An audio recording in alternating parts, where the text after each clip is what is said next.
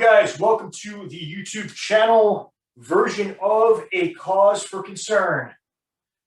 Excited to be coming here with you on this YouTube video. We've got a podcast that's coming out in approximately a month.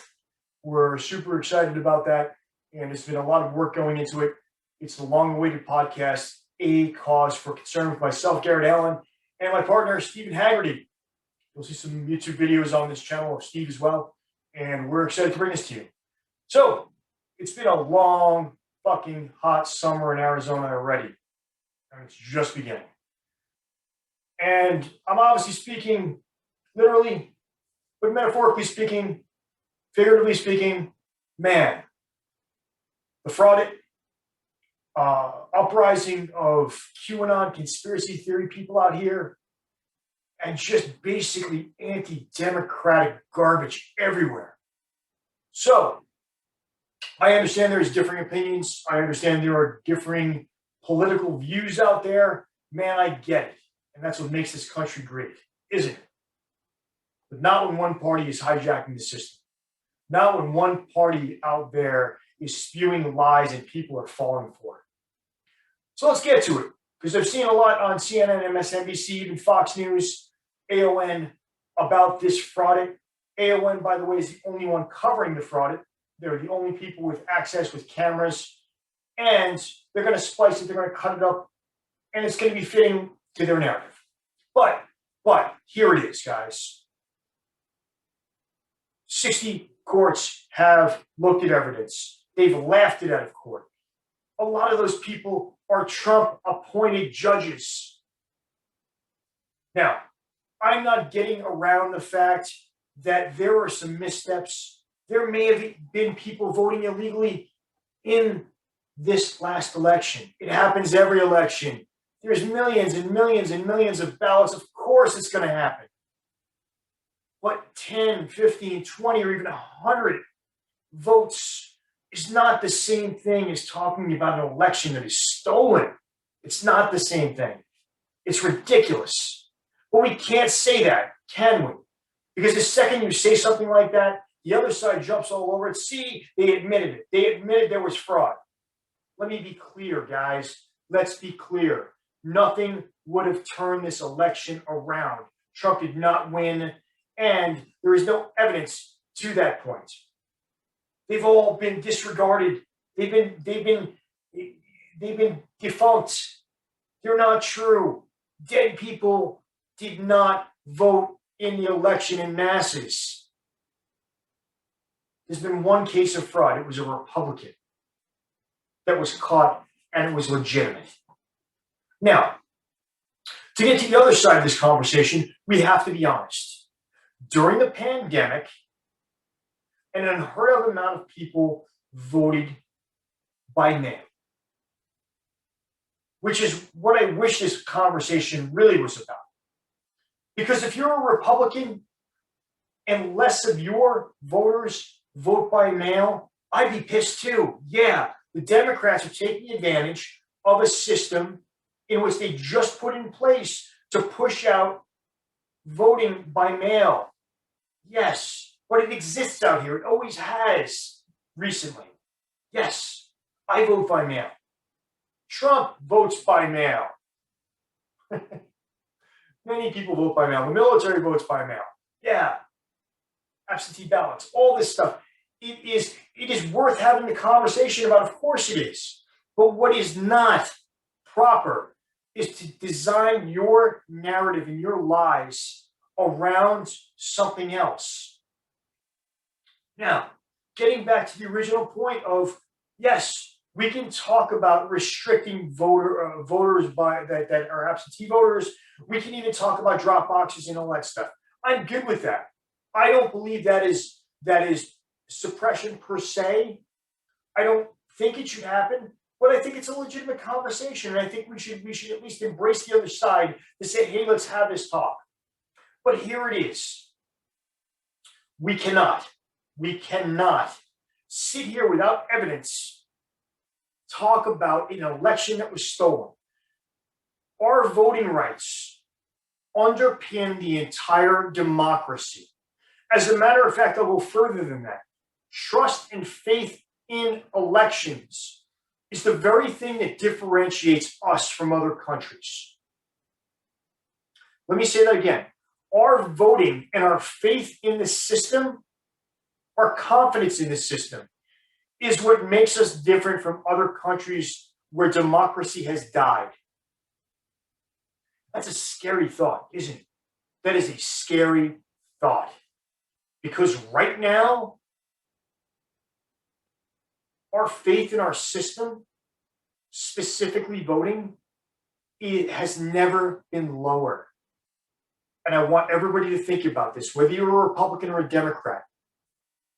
You may have had some thoughts in your head about conspiracies. You may have thought about the fact that, hey, I'm not quite 100% on elections and how they get all this, get to the end of this. Maybe there's some playing around with the numbers. You may have had those thoughts. What has never occurred in this country is a president and now a political party that has stood up and said, if I don't win, then nobody wins. I want everybody to go back, especially you Republicans, and remember months, at least 6 months prior to the election, Donald Trump telling everybody, if I don't win, it was done illegally. If I do not win, then there was fraud. He said it. And that's how liars and grifters work. They set the kernel in there, they produce an idea, and they continually repeat it. It's one of the ways in which truth becomes truth or fact becomes fact, is repetition. We all know it. An apple a day keeps the doctor away.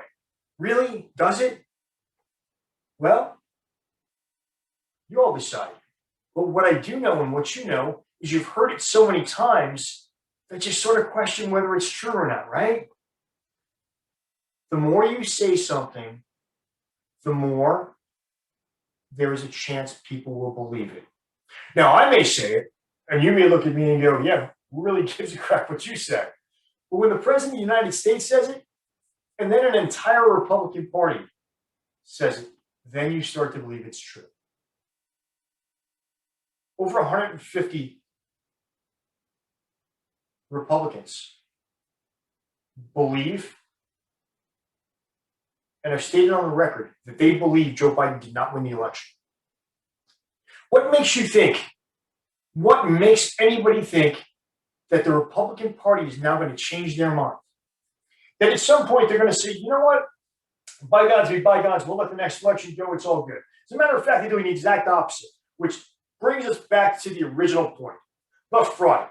The Arizona fraud that now is being looked at in other states. Other representatives are coming here to look at this. A group called Cyber Ninjas. Cyber Ninjas. They don't even have office space. They have our votes. They have our ballots. My ballot. People's ballots that I know.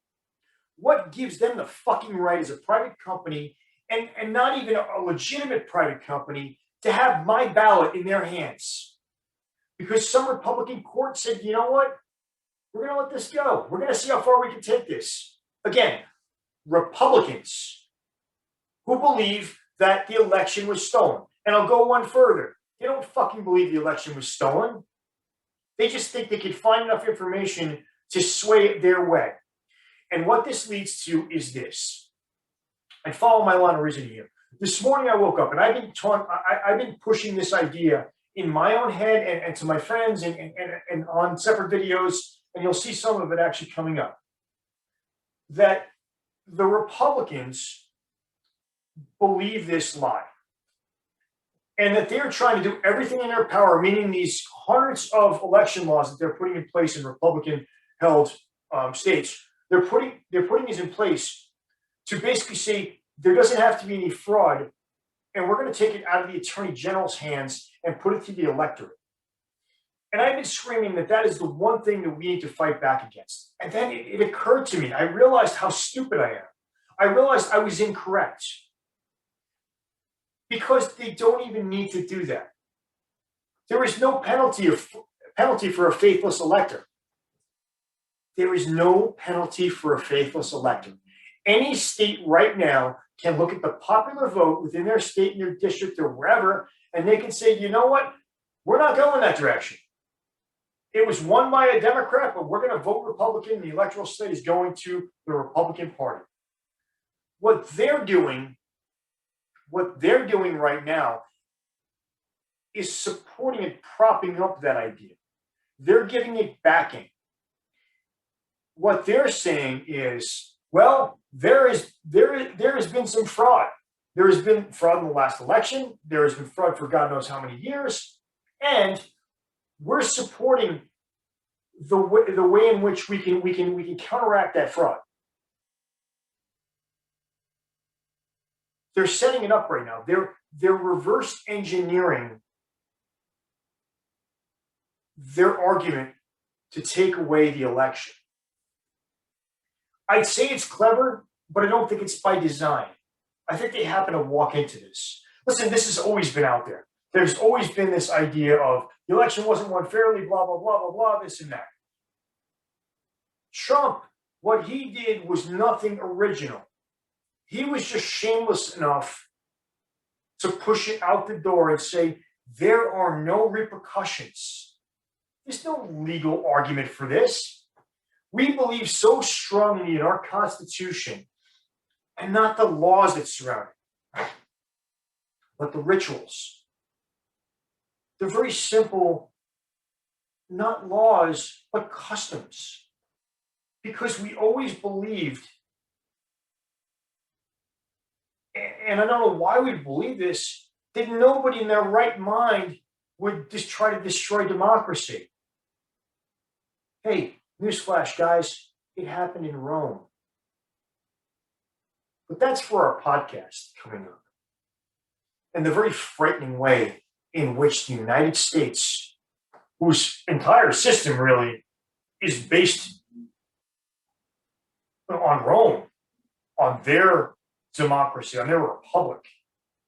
But let's remember, they didn't end as a democracy. They ended with emperor after emperor being slain, being assassinated. That's how their empire ended. Maybe we should have paid attention. Maybe we should stop looking at the Constitution and how we look at things and start propping up our Constitution and our laws right now to ensure that this does not happen. Because right now, the Republicans that are sitting in Arizona know there is no way the Democrats can do anything about this. They're going through the fraud. They're putting laws in place.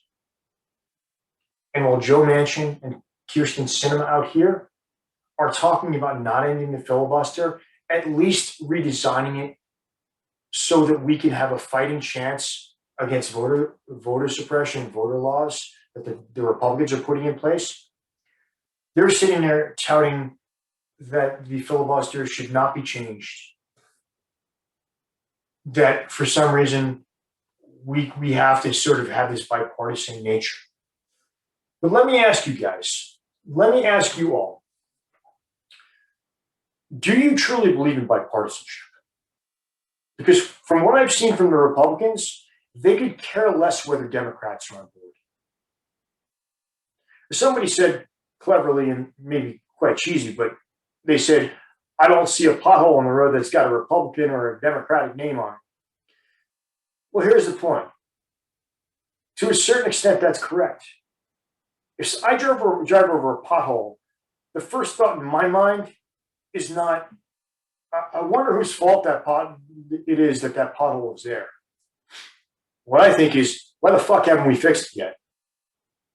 Why is infrastructure a big deal? Get it done. I could care less whether there's one Republican on board or 30 Republicans on board. Maybe you all think that ideology-wise, I would prefer, or you would prefer that everybody come in and negotiate. Yeah, 100%, let's negotiate. But right now, our system doesn't work that way. It's gridlocked. It's gridlocked with a thing called the filibuster that, contrary to Kirsten Sinema, and Joe Manchin and some others, doesn't provide for negotiation. It's always been obstructionist. It's always allowed things to happen in partisan method, meaning the minority has the ability to filibuster any idea that the president or that party that's in power wants to put across, which is why very little gets done these days without executive order. And the other laws sit in a box somewhere on a table or wherever the turtle, Mitch McConnell, sits there and hides it. I don't know what he does with it. But Mitch McConnell is an obstructionist. You know, he talks about power grab. What are you talking about? You have 400 some odd bills from the Democrats that were sitting on your desk. They're not getting passed. Listen, the game is simple. Don't give anything to the Democratic president or the Republican president that makes them look like they're getting anything done. That way we have an opportunity to get reelected or elected. Really, it's simple. It really is that simple. Do everything you can to obstruct the other side to make them look like they're not getting anything done. And if we obstruct it, we just lie. Hey, you know what? They're the ones holding up. Listen, the January 6th Commission. Yeah.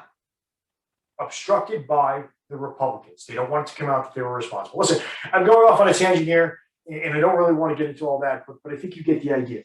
This is the way it works now. It's getting hot in Arizona.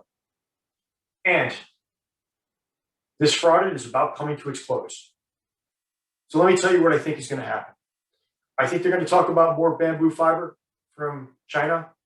I think they're going to talk about whatever fraud they manufacture. By the way, our ballots are in Montana now from some guy on a farm somewhere that apparently he's a genius at figuring this stuff out. I don't know where the court saw this coming and why it's not being opposed and why they're not charging in with the FBI, taking back those ballots and that information, because I don't know that they gave anybody the right other than cyber ninjas to look at those votes. But who really gives a crap, because the Republican Party can do whatever the hell they want. And they're just going to do it because they have control, again, of the party here. That's what they do. It's a power grab. Yeah, exactly. So what is going to happen? They're going to find and manufacture this idea that the election was stolen. They're going to put it out there. And then you're going to see a bunch of AON news cameras out here in Arizona. They're going to have rallies. They're going to march on the Capitol. They're going to insist that they can go backwards and overturn the certification of the election and put Trump back in charge, which is what Trump is trying to push and his constituents are trying to push. This idea that it's never been done before, it's not part of the Constitution, it's illegal, but who really gives a crap? We want it done. We want Trump put back in because the election was stolen. And as a matter of fact, we're going to continue doing it in Georgia, in Pennsylvania, and multiple other states to prove that the election was stolen. And that's what's going to happen. And this is the way democracy gets overturned. This is the way these right-wing extremists start marching on capitals with guns. Another January 6th, soon to come, guys. It's coming, and not a person can stop it. This is where the Republican Party has led this. And let's stop talking about Trump, because now they have the authority to push him aside and to do the right thing. But you know what? It's about staying in power. Let's stop talking about Trump and start talking about the lack of moral courage, the illegal nature, the illegal acts that are being perpetrated by the Republican Party. The Senate, the Congress, all of them doing this right now. Write your senator. Write anybody you can. You know what? What I don't see today is what I saw on January 6th. I don't see you Democrats getting pissed off. I don't see you marching on the Capitol peacefully. Don't be them. Don't come armed. Don't injure people. But I don't see you getting pissed off. I see empathy. Things are not going to work out. Democracy is not self-healing. It doesn't fix itself. When the guardrails are broken, things run off the track. And that's where we are now. So that's it for me today, guys. It's a long, hot summer, and it's about to get fucking hotter. Send emails, please. Your cause for concern, because it's not just mine. Your cause for concern at Gmail. Send me emails. Send us emails. We'll send you information back on the podcast, the long-awaited cause for concern. And we'll start talking about the Roman Empire and where we really are at right now. Because this is just the tip of the iceberg. There's a roadmap. It's already been taken. It's already been taken. We know where we're going. See you next week.